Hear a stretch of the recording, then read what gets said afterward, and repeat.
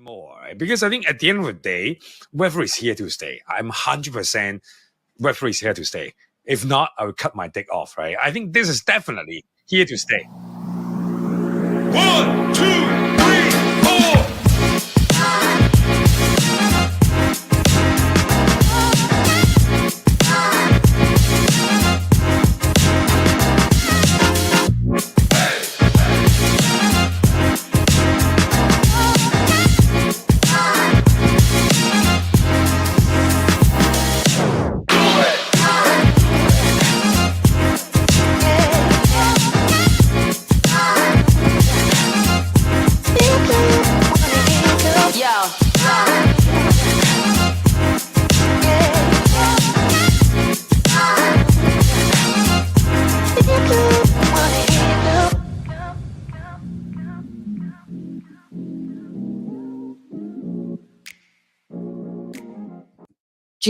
GM, Casey. GM, Karen, how are you doing this morning? I am feeling great. Today, we're going to have a very special episode. But if you don't know what is the GM show, here are the ABCs. It's Asia focused, builder friendly, and cool vibes. Only powered by Memeland, home of captains, potatoes, Stakeland, and you the real MVP. My name is Karen, and I'm your co-host as well as head of social for Memeland. And I'm Casey, your other co-host. I am very excited to talk to different builders and founders of Web3 projects. And today we thought we were both invited to be moderators at the recent Fort conference in Hong Kong that was done here in early May. It was a one-day event put together by some amazing people, co-hosted by some great friends. And we thought that we would run these panels that we both co-hosted because I thought they were really, really cool. They had some great insight and the information is really relevant. And I don't think there's any other way to watch these videos or these panels. So, Karen, what was your panel about? So yeah, we're gonna mash them all up so that you guys have like a feel of like what the day was all about because it's definitely Asia focused. My topic was redefining IPs in a community-driven Web3 environment. We had these amazing all-stars. We have Ray Chan, CEO of Memeland. We have Matt Kahn, member in High Street. We have Gabriel Yang, the deputy CEO of our community. Vineet Buki, the CEO and managing partner of Cypher Capital. So it's a very, very interesting discussion about like in this community environment, like how do you still build with so many feedback and like how do you prioritize and how do you build an IP really like and what is an IP? Yeah, that's amazing. Yeah, it was a great panel. Great talk from you and the group. I did one the same day on Web3 gaming. I said I want to do one on Web3 gaming. I didn't know it would become such a force of the GM show would be like all these Web3 gaming companies. But we had Yellow Panther on. We had Trung from Axie Infinity. We had Clawford from Conviction Labs, and we had Danny come in as well from one of the big games. And it was the title was Beyond the Launchpad: The Long Game of Sustaining Web3 Games. I learned a lot. I learned a ton actually from these guys, and I really appreciated the Fort organizers giving us a chance to do these shows. They also gave us a booth for the GM show, so we have some photos of that if you want to check those out. But we're going to run these back to back in lieu of an interview this week because we thought the content here was really, really good, and the speakers should actually be heard and noticed that they're such leaders in this industry in Web3. So, without further ado, Karen, let's run these interviews. Let's go. What is discussed on the GM show is not investment advice. We may or may not have ownership interests in the projects we are talking about, but this is not investment advice in any way, shape or form. And this is not Sir David Attenborough.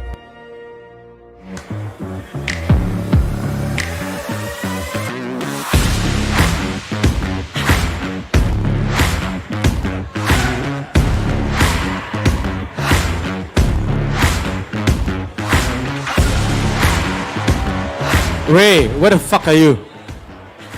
Okay, Ray. I'm calling him. No, I saw it's coming. Yup. Hello, hello. Welcome to this panel. This panel is all about redefining IPs, especially in a community-driven environment. It's a mouthful, but I think like our panelists are going to break it down for you today. And we have Ray just rushed into the stage, CEO of Memeland and co-founder of 9gag. We have Matt Kahn, core member at High Street. And we have Gabriel Yang, Deputy CEO of ARC Community, and Vineet Bhatti, CEO and Managing Partner of Cypher Capital. Thank you so much for coming. Why don't we have a quick intro of what are you working on and who you are, Ray? Oh, start from Gabriel. Hey, what? I'm not prepared. Okay, TRDR, ARC, Asia-based crypto community. Everything which we do is NFT/token gated. We currently have 840 members. Predominantly, we focus on getting members to help each other. We share networks, resources, syndicate funds. We've also been blessed to have some great members, such as Ray and Karen as part of ARC.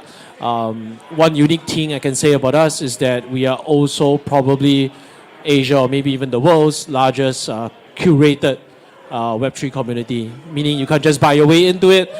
You actually have to kiss my ass in order to get your way in, right? Yeah, Prakash is a very living example of ass kissing, by the way, and everything. But thank you, everyone. Awesome intro. Vineet? Hi guys, this is Vineet from Cypher Capital. We are a $100 million fund out of Dubai. On this panel, because I'm more into NFTs nowadays, I've been doing a lot of ink on BTC, ordinals, part of DGods as well. In fact, we had a couple of great parties in Dubai, which were all about NFT communities. We're having one event in Hong Kong as well. So that's all about me. Awesome. How about you, Matt? Hi, my name is Matt Kahn. I'm a game developer for the last 15 years. I'm the Chief Gaming Officer at High Street, so I'm there to make sure that the game is fun and interesting. I'm also the co-founder of Soulbound, which we do non-transferable gaming achievements.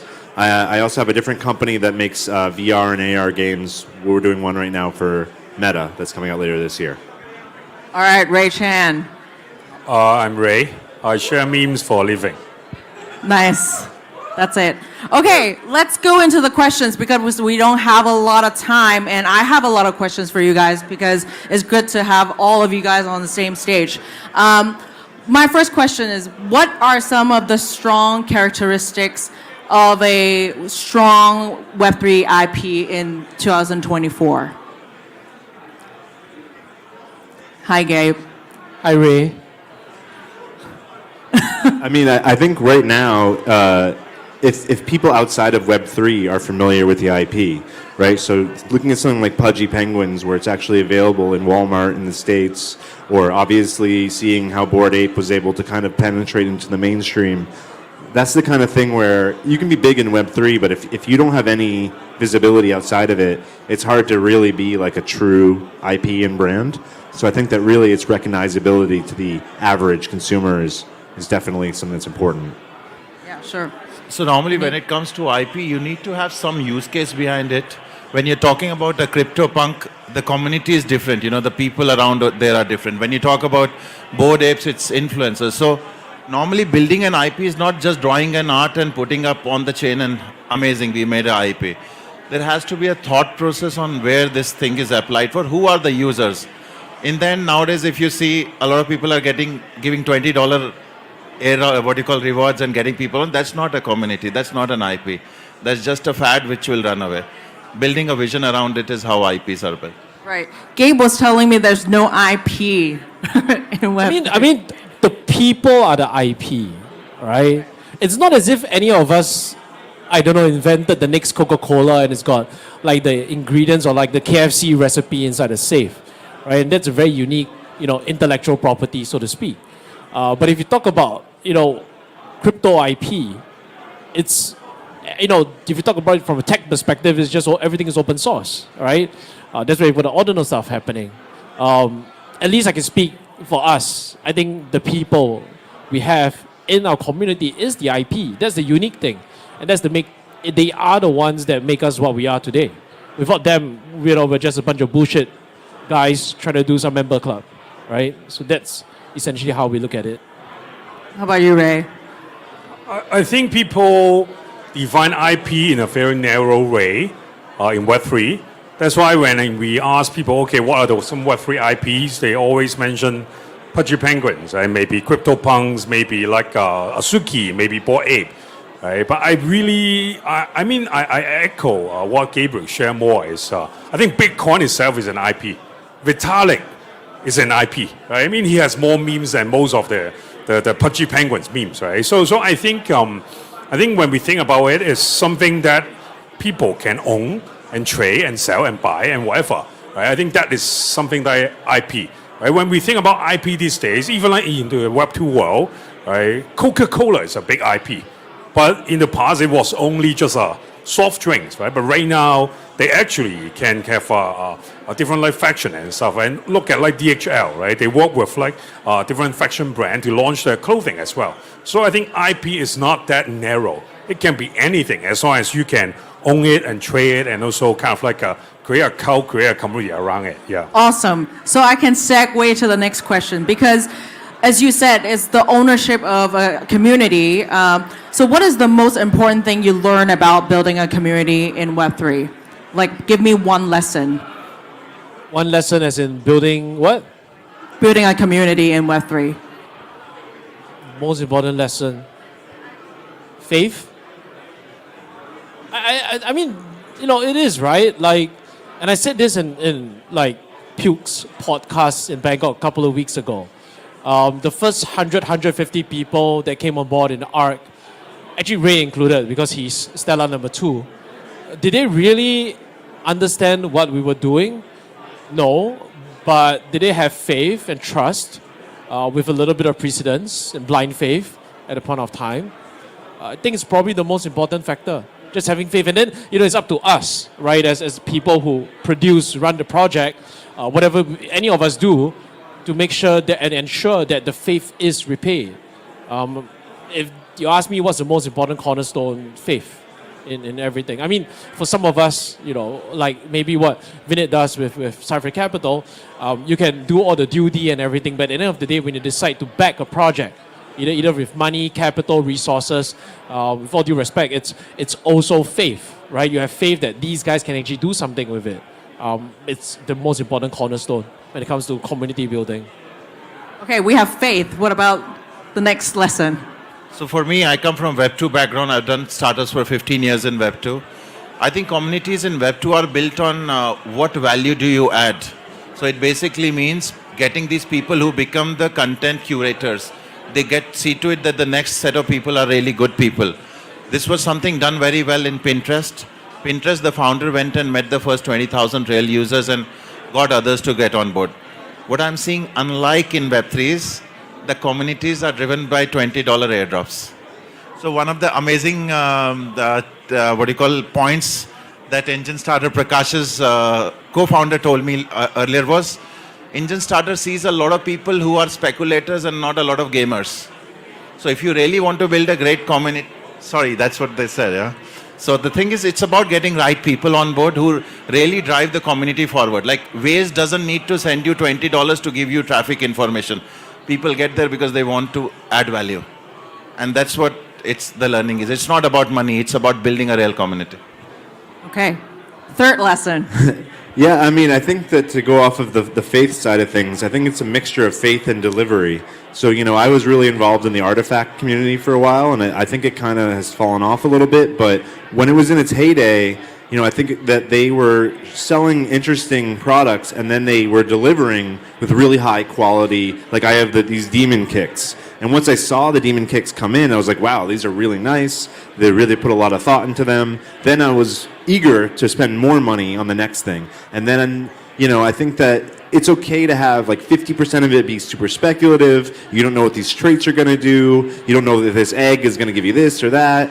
But there has to be some delivery. There has to be something we can go, wow, okay, I know that they're going to at least, you know, try to hit their goals, and they do put out high quality products. And then that gives you faith to continue to speculate, as opposed to some projects where it's just all speculation and they never deliver, and then you lose hope and faith. Great.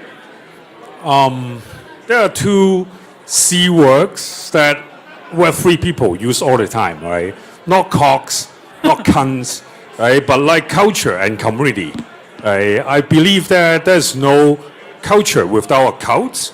There's no community without common goal.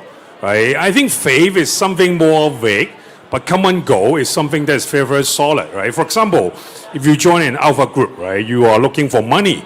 Right? If you join an art DAO, right, you are trying to promote the art. Right? So I believe that the one thing that is kind of like defining community is what's the common goal.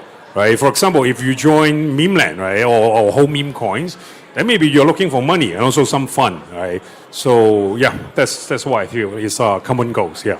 Okay, great. So we have faith, we have value added, we have quality delivery, culture, and common goal. So as a leader in the industry, I'm sure you're seeing a lot of feedback from the community directly to your DMs. How do you handle feedback as a leader? Try and remember to reply. Yeah. I mean, there isn't one hard and fast rule, and I think all of us have our own ways of dealing with feedback, right? And I'll be honest and say that we get a lot of feedback, and I think every single community gets a lot of feedback. Then the question is that what do you want to do with it, right? You either listen to them because the feedback's valuable, or you just tell them the truth. It's not important. I can't speak for every single community. For us, we just tell them the truth, right? And if it's not a priority, it's not a priority. And sometimes people come to us and like, why aren't we doing this? Why aren't we doing that? And sometimes you just have to tell them the truth. It's not time. It's not appropriate now. It's not, we don't have the resources, right? We don't have maybe even the funds, right? And not everybody has, like a big ass treasury and everything like that all the time, right? We also have, the limits from mental capacity or whatever it is. And at least for us, I think just being transparent and sometimes just telling people to fuck off, now's not the time is sometimes the most truthful and honest thing we can potentially say. But I do feel, now that being said, I think the most important thing is that it's kind of like, when you use one of those stupid AI, things on your American Express or your Singapore KrisFlyer account, right? I think the most important thing people want is a response. Sometimes they don't want you. It's not simply them saying that, okay, we do it your way, not your way. I think most importantly, anybody wants is a response. They want interaction, right? I think that's the most important thing that people look for when it comes to them giving feedback. And whether we decide to do it or not, if you're not aligned, then I don't know, go find somebody else. I don't know, right? Maybe because we are not aligned, maybe we can't give you what you want. And it is what it is. And we totally respect that as well. Okay, Matt. Yeah, I mean, one of the first projects I did, when I was first getting into Web3, I was really trying to be responding to everybody. And a lot of times it would be things that would be out of our control. Like, why is the price going up? Why is the price going down?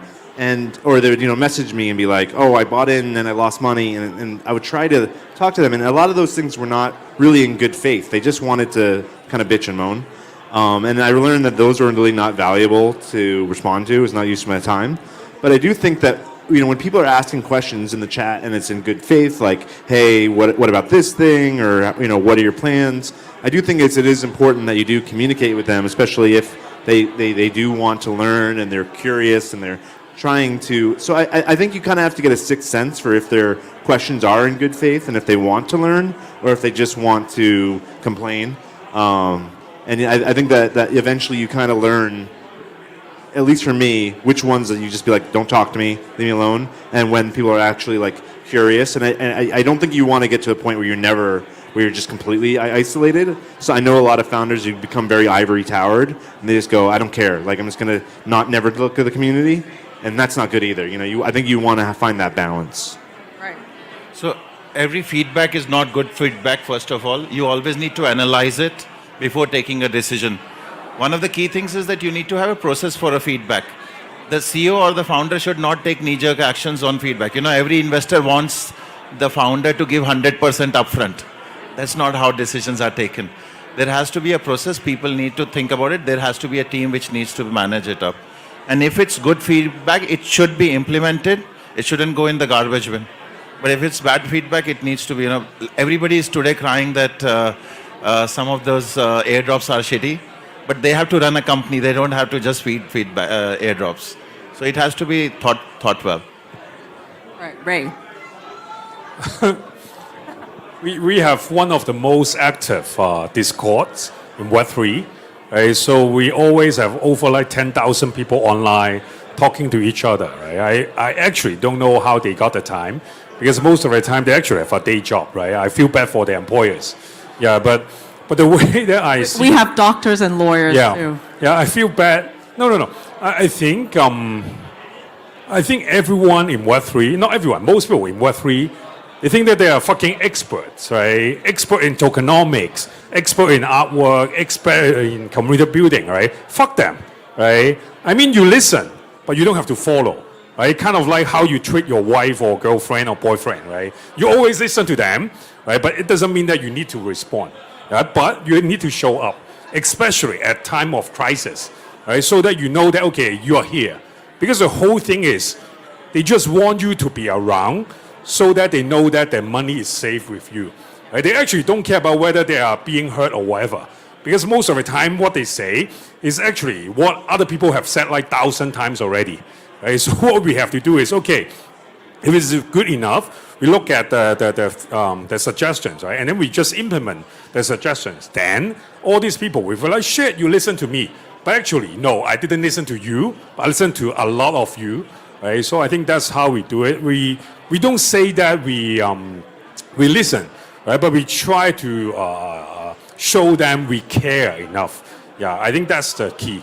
Yeah, give them some attention and get the collective feedback instead of focusing. Yeah, and also I think for founders, right, especially for people who actually show up, it's important to be selective, right? Because most of the time it's not feedback. It's FUDBACK, right? FUDBACK, right? When? How come the price go down, right? Oh, I bought at top. But the thing is, I didn't ask you to buy at top, right? I actually don't know whether this is top or not, right? Most of the time, I believe that it's important to pick the response, because every time you respond to a holder, to a community member, it's actually a showcase for other members as well, right? If some guy keep FUDing every time, and then you respond to them, you argue with them, it will only attract more, I would say, bad or negative response. But if some guy, okay, they type out a very long as suggestions, and you respond to them, being thoughtful and stuff, I think that will kind of encourage more people to give thoughtful feedback. I mean, it's maybe not the best analogy, right? But somehow it's kind of like how you teach your kids, right? You don't ask them no all the time. You don't listen to them all the time, right? But you want to be around. But you also want to kind of build a positive reinforcement. Yep. Encourage positive feedback. That's the trick, right? So with the faster feedback loop and iterations now, constantly talking on Discord or X, how do you empower your community to co-create, or how do you prioritize what to build? Yeah, so I use a platform called Canny, and I'm sure there's other ones that are like this, but Canny is great because it's basically like a mini Reddit where people can suggest, they have suggestions or bug reports or whatever, and then people can come in and then they can upvote or downvote or say, yeah, I have this problem, and they can follow it, and then me as an admin that can go and this is on our next sprint or this or that. And so that way, what it was going to kind of add to the last thing was, if people are complaining, I can go, okay, cool. Like if you have suggestions, go over to Canny, check out what we have there. If you don't see what your problem reflected, write it up, and then that way it gets into our pipeline. Because we can have all the conversations are good, but if it doesn't go into our pipeline, it's not going to get made. And so that's the way that we can kind of let them know that you can actually have a quantifiable impact on our plans.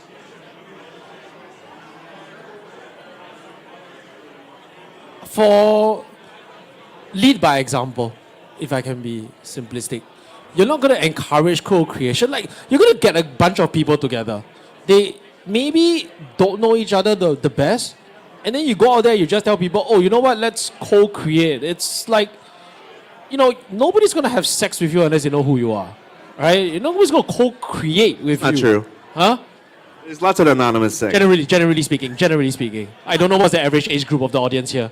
Ray's gonna say Not something. your case, yeah. I mean, nobody have sex with you without knowing who you are. Shut the Even fuck they up. know who you are, they don't have sex with you. I'll take that cover story. Yeah. I think this is the best panel yet. All right, let's go. No, but I think the most important thing is they're gonna lead by example, right? I think that's really the most important thing. Nobody's gonna randomly decide that I'm gonna join this whatever community and whatever it is, and then I'm gonna create something. At the end of the day, you need to lead by example. You need to point people in the right direction, right? You need to showcase, and most importantly, you need to create an environment where people are able to build chemistry with the team as well as the other members. These ideas can come up. I mean, you talk about like co-creating and contributing and everything like that. My oldest member in ARC is 62 or something like that. And you know what's his biggest contribution right now? And you think it's not important? He is a former vice principal at a high school. He teaches some of our members' kids primary school math. Wow. Like simple stuff like that. It doesn't, you may think about it, it's like, what the fuck is this, right? But you've got like a group of like 20, 30 out of 840 members that really, really appreciate the time he spends. That guides them through, because the curriculum now, at least in Singapore, is not easy, or even in Malaysia, it's not easy, right? And for him, that's a way of, contributing. And then there's another member who's like teaching people how to play paddle, bowling, whatever it is. I mean, I'm not even talking about the crypto degen stuff. But there's people who find their own ways. But all this would have not been possible if they did not have the opportunity to know not just us, but other members, regardless where they are in Asia, a lot better. That's great. I think co-creation, or also any co-stuff in Web3 is overrated. I mean, people create stuff whether you ask them or not, right? I think, honestly, most people, they think creator, right, as like a special species and shit, right? But actually, you can write a tweet, right? Then you can see yourself as a creator. I don't believe that a community has to empower to co-create, right? Because most of the time when you join a Web3 community, you know that you actually can make use of the asset, right? To maybe to launch some product, right? Maybe to join artwork and stuff like that, right? I think this is the last thing that we need, right? To empower them to do so. Because anyone who are in Web3, they actually kind of like that. That's why they go into Web3. But somehow I believe that we can try to, I would say, enable them to do so. For example, okay, is if they create something, right, can you amplify it, right? And then can you give them some positive feedback? Again, everyone thinks that they're really, really good at what they are creating, right? Until they launch their product and no one gives a fuck, right? Then they know that they suck, right? That's how we improve. And I think most of the time, most of the team members, right, or community members, they need that honest feedback instead of, okay, you are great, right? Again, most of the creation sucks, right? That's how you continue to improve, and then by creating more. And I believe that that's the good thing about Web3, which is you don't actually need the team to give them the power. They actually can create, and all these community members, they can give feedback as well, yeah. Yeah, but Vinit. Technically not relevant to me. So that's why I'm keeping out of the question, because I'm not creating communities personally. Sure. All right, let's get into, as a leader, I love asking this question. I think Ray also loves answering this is, since we're all here as a leader, what is the one misconception about Web3 community that you want to change? How much time do we have? Let's wrap it. I don't know, Ray, you go first. Sure. I think one thing for first-time founders, right, in Web3 is they really believe that people love you, right? They really believe that, okay, I'm the god, right, in my community. Right? I mean, they only love you until they don't, right? I'm not talking about relationship, right? But I believe that community is kind of like a relationship building. It's always a mutual relationship, right? You continue to deliver value to your community, then they will love you, right? And I think one thing that we have to remember is people join your community, right? Not just because they like the founder, but because they like the idea of the whole community. That's why I believe that the common goal is important, right? If your community is focusing on making money, right, just show them the money, right? Don't give like tech talk and whatever bullshit, right? Give alpha core, right? If they want it to be a focus, right, then you give them good access to artists, right, so that they can buy artwork that they like, right? I believe that you need to understand what your community wants, and not every community is the same, and you don't have to compare your community with other people's community.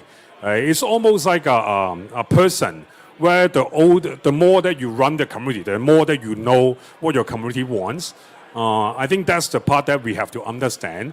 And at the end of the day, whether the leader can remove themselves from the community, but the community can still work, right? That would be the biggest challenge for us how to build a community, right? For example, like Bitcoin, right? Satoshi is not here, right? People are still buying Bitcoin, right? Imagine if like Vitalik is not here, do people still buy ETH, right? If yes, then it's a real community, right? I think that's something that we need to understand. Yeah. Yeah, that's the real challenge, is to live forever. What about you guys? Yeah, I mean, for me, what I would like to see changed is, and I think is important to build, is you don't want your community to only be people who are just focused on price action, because I find that to be very not exciting for me, because I want to talk about we're building this tech, or this is where we want to see it go. And generally, if your community is too focused on price, they constantly like, we don't care, like, why is the price going down? Or, yeah, the price is going up, let's we're all going to get a Lambo. And it's like, who cares? Like, I don't know. To me, like, I don't like that. I want to talk about the tech. I want to talk about why we're building the future and get people who are excited about that. And I think that maybe that's a failure on our part to make sure that we have leaders in the community or bring people in who are actually uniquely excited about that and not just about making money. Like, obviously, this is Web3, and so everyone has some level of financial stake, and that's inevitable.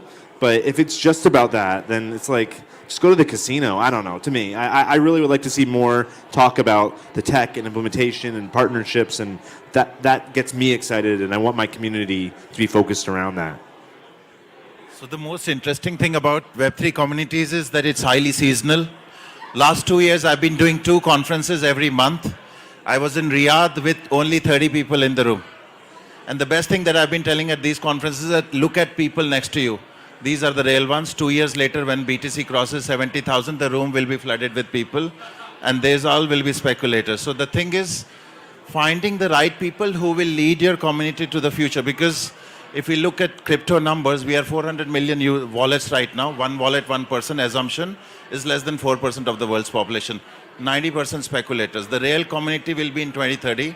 And you need your leaders from this community who were there in the last 2 years slogging it out to lead this to the front. Not the guys who are here only seasonal, because when BTC crosses back to 20,000, they'll say it's a scam. Awesome. Gabe, what about you?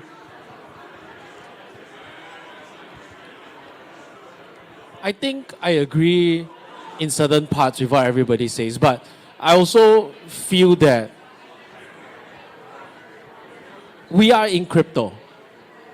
The only use case of crypto is to empower people with the opportunity to make money they never knew existed before, right? Or lose money they never thought they could lose, right? That's the caveat there. I think it's impossible for a community, as long as you've got a token, to not talk about price. It's unavoidable. Unavoidable. Yes, they can talk about tech, they can talk about ideas, but if there is price action, put it this way, I think it's a blessing you actually have people talking about your token. It means people care, right? If your token goes up and down and it does a 50% swing in 12 hours and nobody talks about your token, you're quite screwed. It means there's some market maker out there that's going to fuck you in the ass very, very soon, right? So as much as you want to talk about the tech and the tech is appealing and everything like that, let's not fucking kid ourselves. We're all here to make money, right? We're all here to make money. It's just that I'm building a community and a collective together where we can make money together. Like, my question to everybody is, what's wrong with that? What's wrong with that? What's wrong with going out there and saying make money? I'm not trying to screw anybody over or fuck anybody over. We're all here to make money, right? Ray's made more money from Memeland than he's done for NiGag, and he's run NiGag for fucking 10 years, right?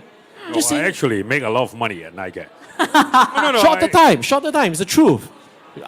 People see your treasury, right? But my point is, and like, you get due respects, VCs and everything. Do they want to help the space? Yes. Do they passionate about the space? Yes. But they're also investing for profit, right? It's the name of the game. And I respect that. And I don't see anything wrong with that, right? In conclusion, to me, communities, seasonal. If you're going to run a community, I think the biggest misconception about communities is that the community's mindset today and 5 years later is going to remain the same. It does not. The biggest weakness with Web2 communities and why Web2 communities don't work, right? And there's an event called fucking Echelon that's happening in Singapore, for example, is because these communities don't evolve. Because some of these founders have exited, they've IPO, they've moved to Web3, Web4, Web5, but they're still doing the same damn thing, running the same damn community. And the communities don't evolve. So the biggest misconception is that how you start a community is not how the community is going to run. Any segment, sector, cult, mafia community evolves. And it's your responsibility to essentially evolve and bring them on that journey and understand how that community evolves and everything accordingly as well. I think that's probably the most important thing as my takeaway. Awesome. These are all great, great insights. My last question, just to wrap up this session, is what are you excited about in the next 30 days? I'm not going to ask you in the next couple months because who knows, right? But what are you excited about? Just like one or two things that you're working on.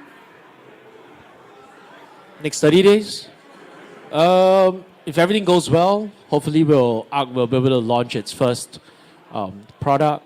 It's very similar to, we actually don't have a name for it because it's not really a Launchpad, but it's kind of like a way for members to discover deals and to submit deals a lot easier. It's the biggest thing that I think people are doing. We are also, okay, it's not the most exciting thing, but I think it's exciting for the team because we put a lot of effort into it, is that, we talked about co-creation, contributors. How can we better track contributors? How can we better track the intent? It's easy to track things online, right? You see, ARC, we've got our own mobile app. It's able to track interactions, conversations, everything. How do you track the intangibles, right? We're trying to come up with something that allows us to do that. For example, if I connect you, Karen, with somebody and 20 days later, you guys turn out doing some Memeland collab or whatever with them, right? As a result of, because, ARC is that trust circle. Right? How do we track something like that? That's important. Like, we're trying to find ways to track it. And blockchain, I'm sorry, does not fucking solve this. Right? So how can we track all these intangible contributions, all this value? It's something that I think the team has been working on even before the last 30 days. But hopefully, we kind of take one step closer to that, in the next 30 days is what we're interested in. Cool. About Vinny. As an investor, next 30 days, I don't even look at that. There's nothing that's happening. It's a long-term thought process that I have. Is it like summer holiday? Yeah, summer holiday time. I have my 2-month holiday coming in 1 month. That's the most amazing thing. Okay, great. But let's have a long-term view. Of course, yeah. About Matt. Well, so we have our booth back there. You can try our game. And in general, a lot of people who come up, they've never tried VR or AR before. And just in general, I think every month that progresses, more and more people are trying VR, and they're realizing that it's like 100 times better than it was 5 years ago, that it's lighter, they don't get sick, that they're able to do all these cool things in the AR space. Now that Apple's getting into it, Meta is starting to open up their environment. I'm just so excited for the future of AR and VR, and I think that, in 10 years, we're all going to be having glasses that you can just hit a button and you can have an alternate universe or call your friend and you see them sitting right there. And that to me is just so exciting. And I think that the possibilities, especially as that mixes with crypto and AI and all moving together at the same time, is going to create a future that none of us can really even imagine, that it's going to just be like common knowledge in 10 years. So I guess it's not 30 days, but I just continue to see that progress. Yeah. And if you've never tried VR, you should come check it out. And I'm just excited for the next 30 days of VR and AR. Great. Ray. I think in 30 days is probably like June 9th, right? And yes. June 9th is a special number in Memeland. I mean, 6 and 9 is a special number at Memeland, right? That's why we are organizing some global events, in a way, global distributed events, right? For example, in Hong Kong, we'll be throwing a big party at McDonald's, right? And then I invite over 100 people to join us and to have some fun and stuff, right? I think these kind of silly things actually get me excited, right? Because we keep pushing on our product side, we keep launching more projects on Stickland, right? Let's say figure out some new ways to pump meme coin and stuff like that, right? But at the end of the day, how to meet people and then hear the stories of what get them excited. I think that actually get me excited, yeah. Awesome. Thank you so much. So this is the Thank you. wrap of this panel. Thank you so much, Thank Gabriel, you. Vinny, Matt, and Ray. Thank you guys. Round of applause. You guys Thank you killed guys. it. Yeah, that was really great. I love that one.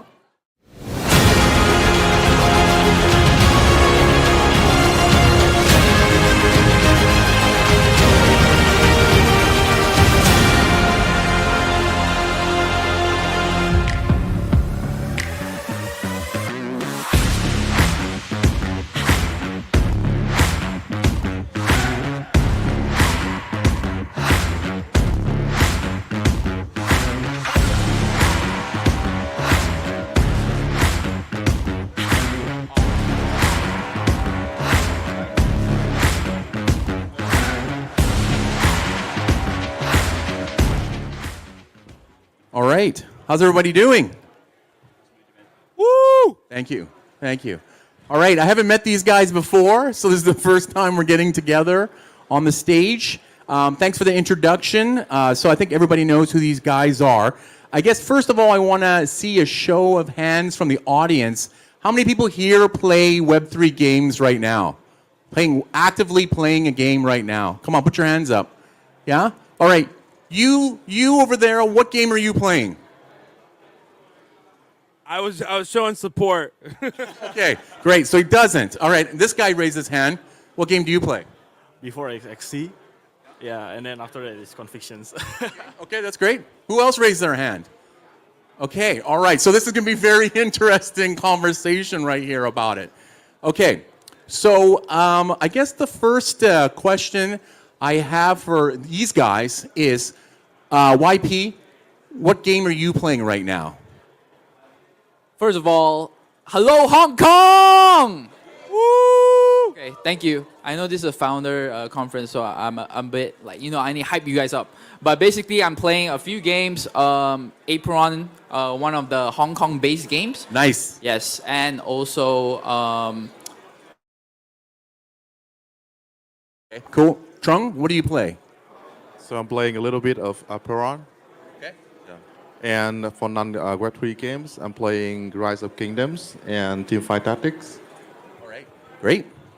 For Web2, last week I played a lot of games like AFK Journey, Stellar Blade, all the the new coming Web2 game.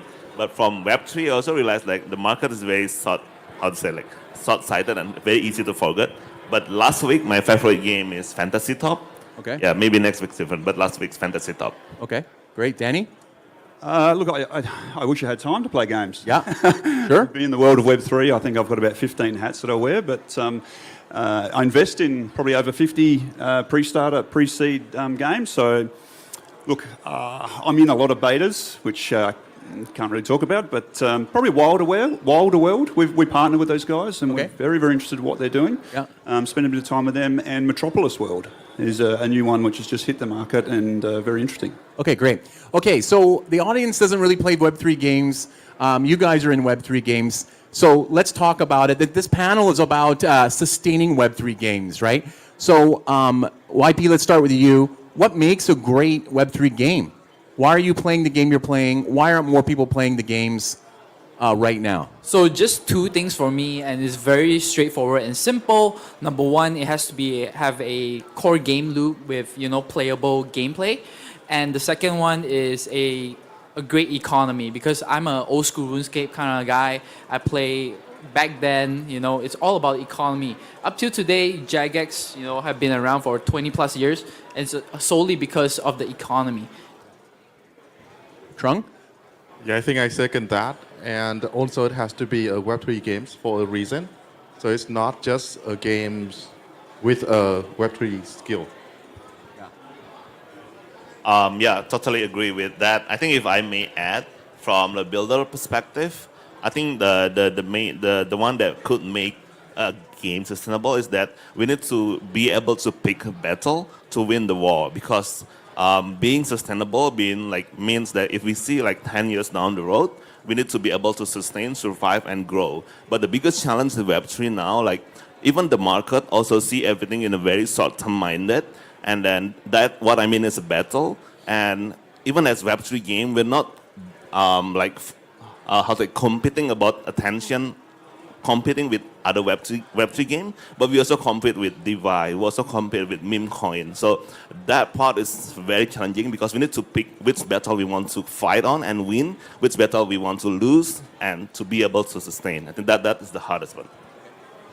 Danny? Yeah, look, I think obviously it goes without saying they need to be fun, engaging, and immersive. But I think the real hook is it's probably the depth of the content. And I think we've just seen it with Power World. Power World was an amazing game to play. It was fun, but everyone got over it very quickly, and they've lost 95% of their players in 1 month. So the depth of the content, in my opinion, and Alluvium's a good example. We've got a lot of content, and we've been building for 3 years, and I think the life of a Web3 game is really based on that. Okay, Trung, we have you on the stage. I think everybody knows what Axie Infinity is, all right? Play to earn. You guys revolutionized that whole thing, made it mainstream. What is one thing that you can share with us right now that you've learned, if anybody wants to start building in Web3 game right now, that you learned as a pain point that you think you can share with people that's relevant today in 2024? So I think Axie is quite a journey for myself and also for the team. What we have learned through the course of Axie changed dramatically. So at the beginning, we started with play to earn, and then we thought about having something more sustainable.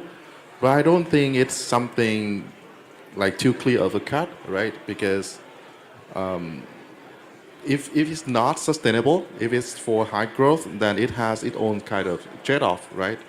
And sustainability is not a binary option.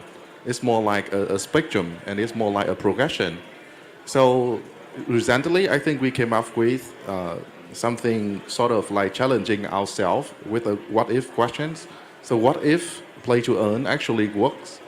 Then, of course, we have to bear with all the trade-off, right? And think about a roadmap, think about a plan to eventually make it sustainable, to create enough of intrinsic value, so that it's not only about people attracting extrinsic value.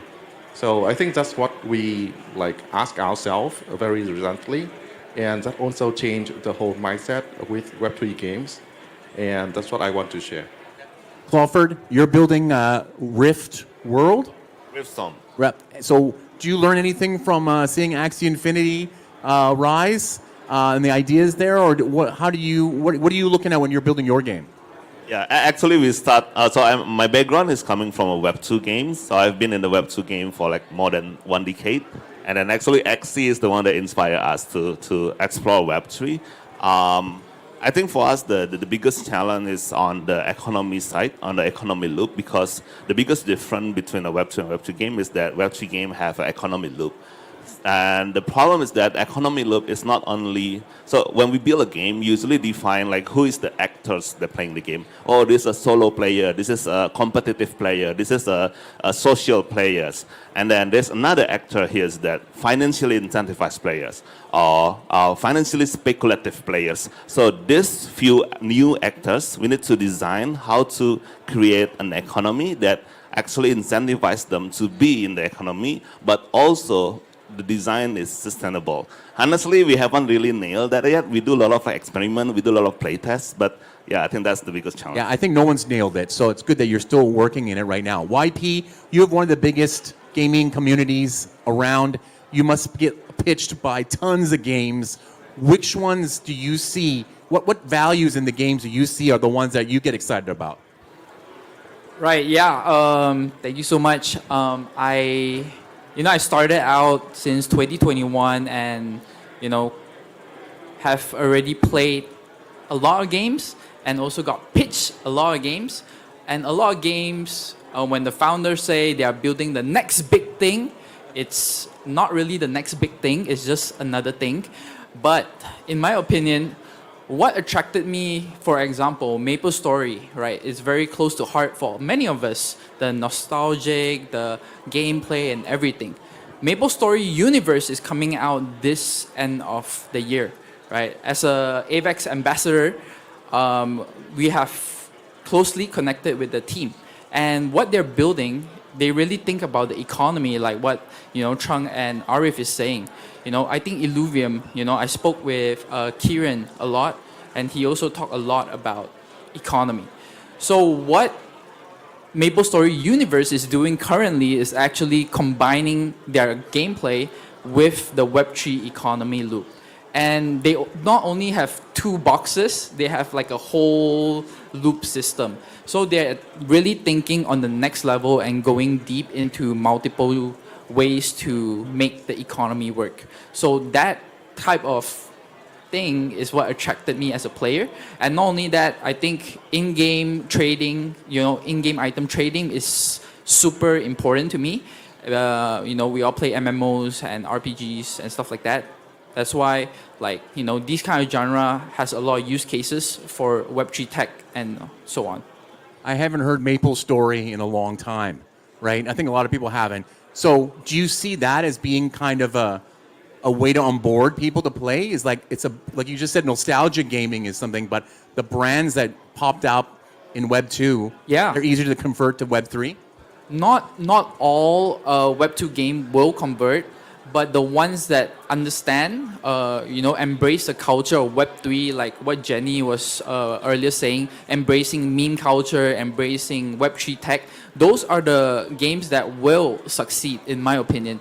And not only that, I think a lot of my followers will reply, if it's not MapleStory, I won't play it, even if it's Web 3. Okay. Wow. Okay, interesting. And then Danny, when you're looking at the games to invest in, just on my way here, I found 3 Hong Kong studios just raised substantial amounts of funding, right? One company called something Meta, they raised 50 million Series A here in Hong Kong developing blockchain games. What do you look for when you're investing in the games themselves? Is it, because that's what it's not the same as normal games, like, original games.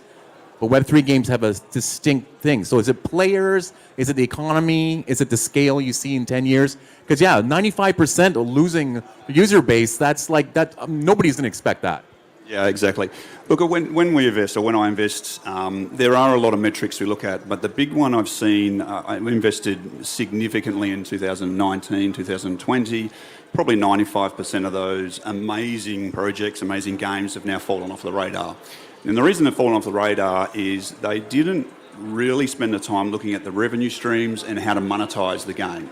And so for us, it's very, very, very important to look at the monetization and how are they going to make money and how are they going to survive, because Web3 is very much about we'll get in there and we'll work it out later. And unfortunately, it doesn't work that way. And so there are a lot of metrics that we look at, and but certainly monetization is the key for success and survival in Web3. Okay, all right. So crypto market itself highly dominated by males, right? I saw a report: 84% of Web3 gamers who actually play games are 25 to 45 years old, which surprised me. Of course, they're mostly dudes. And they were more interested in investing than playing games. What do Web3 game developers need to expand this scope? Let's start with YP. I think it's better to start with the game guys. Okay, Trung, what do you think? Because I heard so many crazy stories about Axie Infinity. People were making it their job in like the Philippines, like they would just play and grind on the game. But that's a specific thing, right? But 2024, getting more people into playing it, maybe younger people, females, stuff like that. What do you think is the best way to attack that? So I think if we think about different user cohorts, then we have the normies who play games for, right now I think it's mostly about earnings.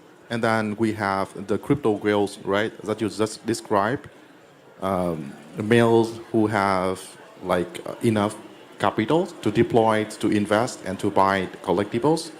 And I think one of the chants, not really a chant yet, but I think one of the interesting things that we have learned is that nostalgic and legacy IP, like MapleStory, like Ragnarok, will play a huge part in crypto gaming because they will be able to pull in the people who haven't got into crypto yet, but they are well in Web2 gaming. And they are not afraid to try out, even if it's a Web3 games, just because they are too familiar with the IP. So I think it's a way for us to expand the user base. And for us, the learning about the crypto users, I mean, the crypto whales is different because we are mostly about games, right? Our platform, our infrastructures. So when people come in, of course, they have the need to invest, but at the same time, they are really gamers. So it's really critical because when you combine the passion between, let's say, investment and crypto and gaming, that's when you can expand the span depth of the user groups.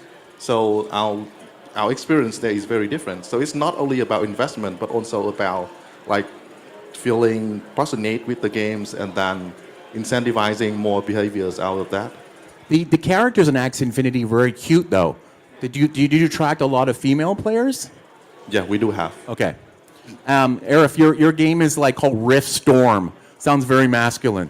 What do you guys think about attracting maybe more female players or a different kind of audience into playing Web3 games?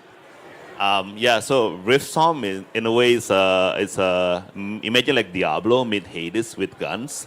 I think the key positioning of Rift Storm is that we're attacking multiplayer games, but as you know, most multiplayer games are PvP games. Like Counter-Strike, Dota is very PvP, and the problem with PvP games is that it's very hard to play with friends. For example, I play Dota, you play League of Legends. For us to play together, it's very hard. You need to learn a lot. So Rift Storm we want to position in a very special way that Rift Storm plans to be everybody's #2 games. So maybe my #1 is Dota, but if I want to play with you, we play Rift Storm. So that's the idea. So Rift Storm is designed very easy to play, easy to pick up, even female gamers, casual gamers, everyone able to play and enjoy. Even when they play, they could chat. So I think that's the way we try to design the game. And we do multiple play tests, and so far it's doing very well. Yeah. Okay, so Danny and YP, are you guys seeing a lot more games targeted at a bigger audience, or are they mostly like the kind of games that we're seeing now? Actually, I'll come back to the original question if I can first. I think it's very important.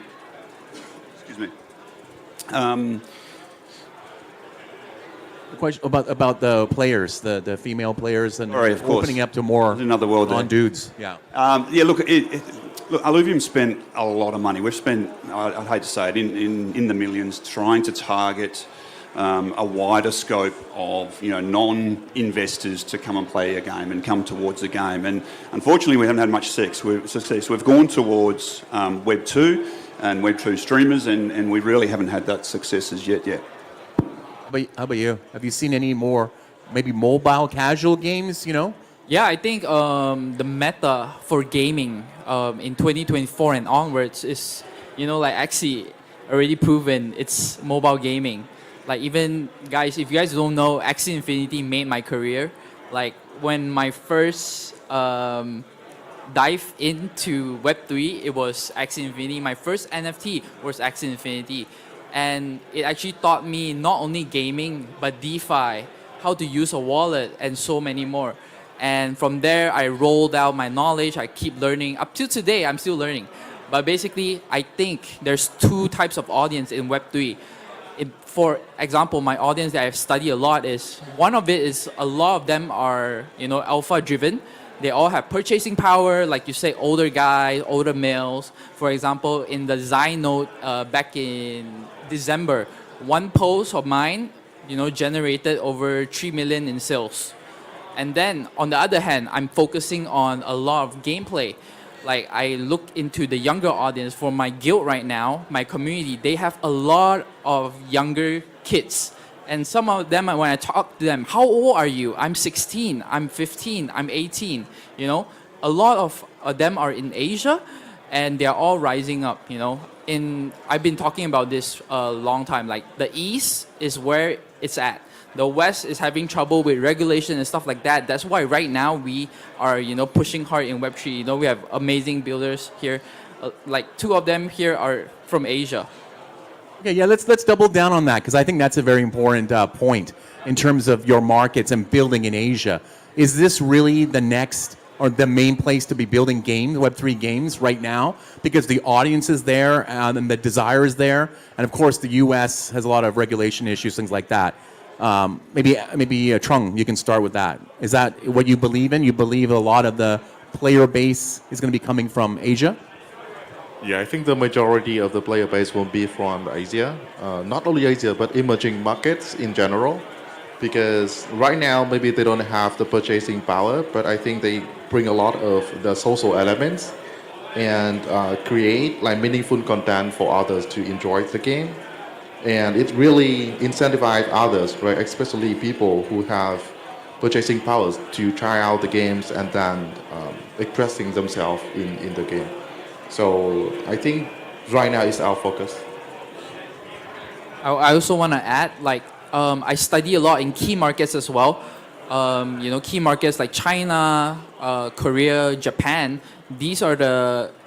And Singapore. These are the countries that have more purchasing power, and they are, more often than not, they create these guilds called whale guilds, and they are the one like Trung was mentioning earlier, getting the, sweeping the items, sweeping the assets. Whereas, other countries can come in with the social aspect and the playable aspect and the numbers of players. Anything to add to that? Yeah.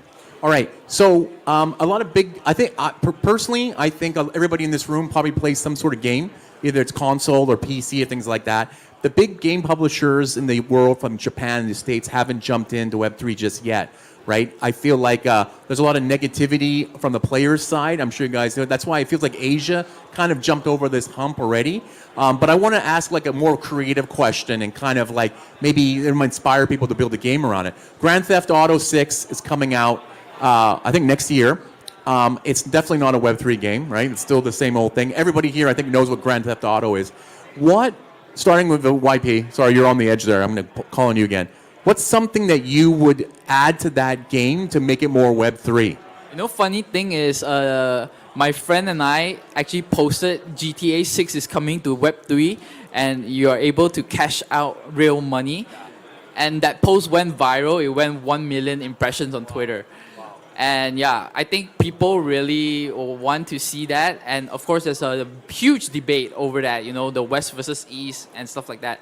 But yeah, I think if anything to make it better, the trading aspect that we have been talking about. Yeah, because there's a lot of money robbery in that game, right? So why not try and steal the money and cash it out? Trung, do you look at those kind of big U.S. games and think, there could be a better, play to earn model in there or some sort of Web3 element that makes it more interesting to yourself? I think what's most important for Web3 games are economics, right, and social elements. And for GTA, of course, people can play with friends, right, but they are not that excelling in incentivizing people to socialize within the game and then make it into deeper, meaningful gameplay. I think it's more like a single player, even though you can do differently. So in order to make it more kind of Web3 integrated, it really needs to change from the core. But from looking at it from an open world perspective, then I think it has a lot of potential. Arief? I think if we're talking specifically about GTA 6, I think the one that has the most potential to become like the next metaverse is honestly GTA 6 online. Because we've seen like GTA 5 online, like people could have their second life there. Like people could, if you see like there's a lot of people that actually playing on the GTA 5 online. I think so that's just the future, I think. But the biggest problem is that it's also something that we also explored in the Riftstorm. The question is how to make a Web3 game, but have the mass Web2 distribution. And the biggest challenges is compliance. So because we're talking with PlayStation, Nintendo, Xbox, Google, and Apple, most of the meeting is compliance. Like, this is the set of regulation. This is what we plan to do. Or this is, RM, real money trading is banned in the state. That one is the biggest rabbit hole that we still trying to solve for the past 6 months. Yeah, I think we might be able to have some way maybe next year, but still like very far.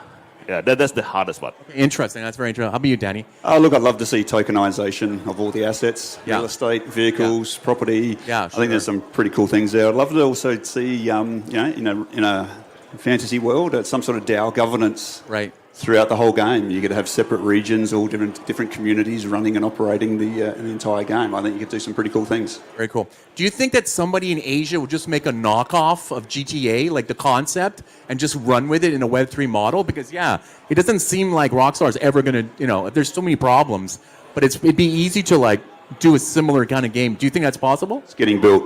It's getting built. Okay. Theft Grand Auto, right? Might be an unpopular opinion, but I don't think it's easy to do the knockoff because like GTA 6, they spent like 4,000 people for the 10 years. It's not easy. Yeah, it's look. They have $1 billion budget, don't they, for that game? Yes, Yeah, I think they that's not spent like 500 billion. There, no DAO is going to invest in that. How about you? Do you think there's this? Do you have any ideas about that? Something similar to a GTA that's being built in Asia that goes past all the problems they might have coming from a major publisher? I think we would have it, especially when we have like Chinese players, right, to join the game. YP, anything? I think if anything, I think Ragnarok would come in heavy. Oh, really? Yeah, the IP is huge in Asia. Okay. It's already coming to Ronin. Yeah. Yeah. So Yeah. Alpha. Trung. Any comments on that, Trung? Ragnarok? I think, yeah, it's going to be very interesting. Gonna be huge. I'm waiting to play myself too. What's the alpha drop there? Okay. All good. Okay. That's the panel. I'm going to do my bullish or bearish round of rapid fire ending to this panel. I'm going to ask you guys something, and all you have to do is thumbs up if you're bullish and thumbs down if you're bearish, right? First thing, most Web3 gamers are speculative investors. Okay, interesting. Play to earn is the only type of Web3 game that will be successful. Play to earn is the only type of Web3 game that will be successful. All thumbs down, okay. Web3 gaming will go mainstream by 2027. Mainstream meaning that a handful of Web3 games that everyone knows the name of. That's in 2 years, okay. One of the current big publishers will release a blockchain game by the end of next year. Okay, interesting. The next big Web3 game will originate from the United States. Interesting. Sorry. The next big Web3 game will that's all. No, that's great. The next big Web3 game will originate from Europe. Okay. The next big Web3 game will originate from Asia. All right. Thank you very much to the panel, Trung, Danny, Crawford. Thanks a lot, guys. YP.